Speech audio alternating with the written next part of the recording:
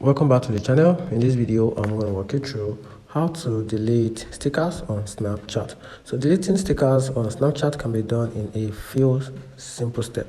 Whether you're removing a stickers from a snap or permanently deleting a custom stickers you've created. So removing a sticker from a snap, so open your Snapchat and create a new snap or access an existing one in your memory. Then tap and hold the stickers you wish to remove. Then a trash can icon will appear.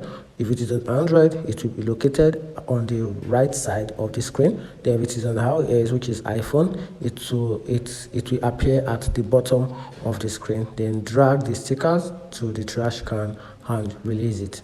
The sticker will disappear from your snap. And if it is to permanently delete a custom sticker you've created, then open the Snapchat and take a random photo to access the editing tools.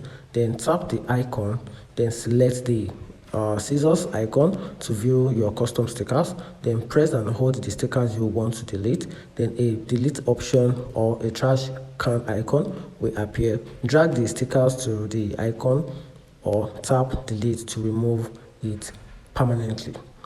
Then here's what you need to note: the default stickers provided by Snap cannot be deleted. Only custom stickers you've created can be removed. And that's it.